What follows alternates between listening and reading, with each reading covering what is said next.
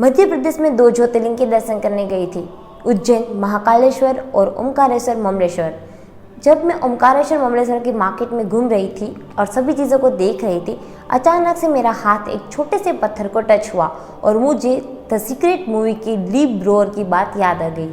ली ब्रोअर ने अपने एक्सपीरियंस को शेयर करते हुए बताया था कि एक बार वो अपने दोस्त के साथ थे और जब वो अपने घर की चाबी निकाल रहे थे, उनकी पॉकेट में से एक पत्थर गिरा। उनकी दोस्त ने पूछा, ये क्या है? तब ली ब्रोअर ने उसे बताया कि ये ग्रेटिट्यूड स्टोन है, मेरे साथ जो कुछ भी अच्छा होता है उसके लिए थैंक यू कहता हूँ। तब तो वो बात वहीं ख़त्म हो गई, लेकिन कुछ महीनों के बाद ली ब्रोअर को मेल आता है। उसमें उसका दोस्त बताता है कि उसका बेटा बहुत ही बीमार है, उसने हर तरीके का इलाज कर लिया लेकिन वो ठीक नहीं हो पा रहा है। डॉक्टर ने भी होप छोड़ दी है, अगर अब कोई चमत्कार नहीं हुआ तो उसका बेटा मर जाएगा। प्लीज़ तुम मुझे कहीं से वो ग्रेटिट्यूड स्टोन ला के दो। और ली ब्रोअर ने तुरंत ही उसको ग्रेटिट्यूड स्टोन भेज दिया। ठीक 3 महीने बाद उसके दोस्त का मेल आता है, उसमें बताता है कि उसका बेटा अब ठीक है और वो काफ़ी खुश है। Thank you so much my dear friend.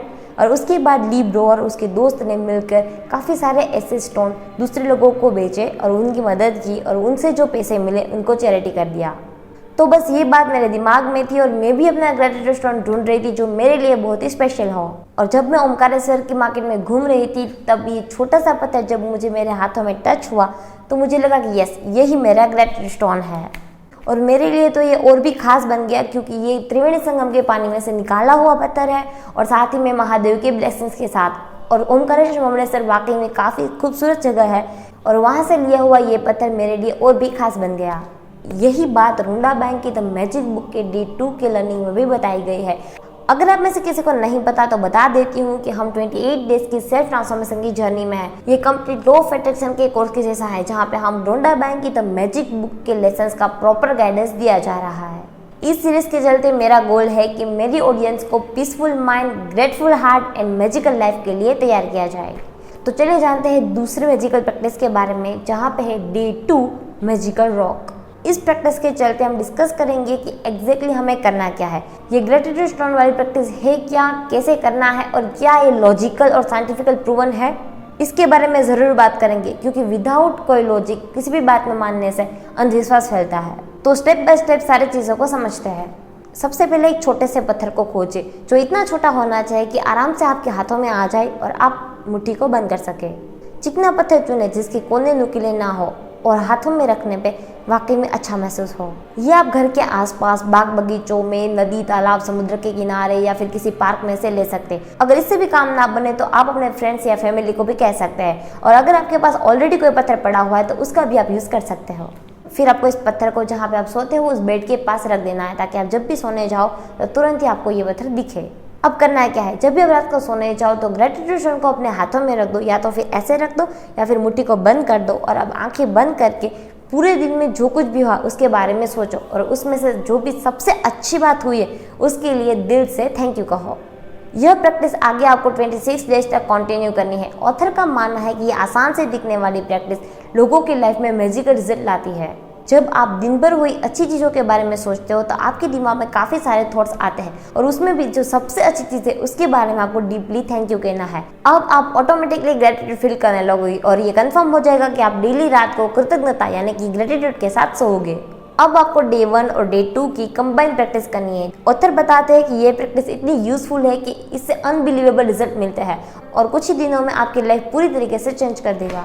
But now question is it logical? क्या हमें ये करना चाहिए? तो सबसे पहले मैं आपको अपने एक्सपीरियंस के बारे में बताऊंगी और दूसरा साइंटिफिकली क्या ये करना चाहिए उसके बारे में। तो फर्स्ट डे 1 की प्रैक्टिस में सुबह 10 चीज़ों के बारे में ग्रेटिट्यूड फील करना और डे 2 की प्रैक्टिस में ग्रेटिट्यूड स्टोन को हाथों में रख के या फिर मैजिकल रॉक को हाथ में रख के आपको आज के दिन में जो कुछ भी अच्छा हो उसके बारे में ग्रेटफुल फील करना, थैंक यू कहना। इन दोनों में कॉमन था फील गुड। ऐसा करने से हमारी एनर्जी पॉजिटिव थिंग्स के ऊपर शिफ्ट होती है और इससे हम काफ़ी अच्छा महसूस करते हैं। और यहाँ पे मुझे famous book the power of subconscious mind के ऑथर जोसेफ मर्फी की ये बात याद आ रही है, just keep your conscious mind busy with expectation of the best. और वैसे भी conscious and logical mind dreams को देखता है, गोल को डिसाइड करता है, लेकिन उसको पूरा सबकॉन्शियस माइंड करता है।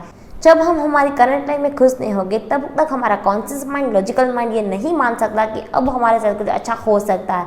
जब हम ग्रेटिट्यूड की प्रैक्टिस करते हैं तब हमारा कॉन्शियस माइंड भी रिलैक्स होता है और वो भी रेडी होता है और भी रिसीव करने के लिए कि हाँ हमारे साथ भी कुछ अच्छा हो सकता है। और तभी जाके हमारा जो कोई डोमिनेंट थॉट होता है, जो हमारी कोई विश होती है, वो सबकॉन्शियस माइंड के थ्रू डेफिनेटली मैनिफेस्ट होती है, क्योंकि ये एक तरीके से पॉजिटिव सेल्फ टॉक भी है।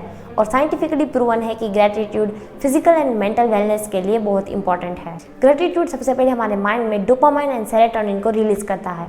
ये क्रूशियल ट्रांसमीटर्स है जो हमारी इमोशंस के लिए रिस्पॉन्सिबल है और ये दोनों केमिकल हमें अच्छा फील कराते हैं। इवन ये कोर्टिसोल को घटाता है जो एक स्ट्रेस हॉर्मोन्स है। एज वेल एज ये ऑक्सीटोसिन एंड एंडोर्फिन्स को भी बढ़ाता है, जहाँ पे ऑक्सीटोसिन लव हॉर्मोन्स है और एंडोर्फिन्स पेन रिलीफ का काम करते हैं, जो ब्लड प्रेशर को कम करने और हार्ट के लिए अच्छा है। इवन ये हमारी इम्यून सिस्टम को भी स्ट्रॉन्ग रखता है। और इसीलिए मैं कहती हूँ कि हम क्या खाते हैं उससे ज़्यादा फर्क हमें क्या खा रहा है उससे पड़ता है। अगर आप किसी भी टेंशन में रहते हो, स्ट्रेस में रहते हो, तो आपने देखा होगा आपकी बॉडी में उसकी इफेक्ट आने लगती है। उसी तरीके से जब आप बिल्कुल रिलैक्स और हैप्पी रहते हैं तो उसके भी इफेक्ट आपकी बॉडी पे डेफिनेटली पड़ते हैं। तो जब आप इस 28 डेज़ की जर्नी को कंप्लीट करेंगे तो आप पहले से काफ़ी ज़्यादा बदलाव अपनी बॉडी में और अपने माइंड में देखेंगे और डेफिनेटली इसका इफेक्ट आपकी लाइफ पे पड़ेगा। तो नेक्स्ट वीडियो में हम काम करने वाले हैं रिलेशनशिप के ऊपर। तो अगर आपने चैनल को सब्सक्राइब नहीं किया तो डू सब्सक्राइब। मिलते हैं अगले वीडियो में। इससे पहले वाले वीडियो नहीं देखी तो उसके भी जाके देख लीजिए। और अगर कोई भी क्वेश्चन हो feel free to comment below.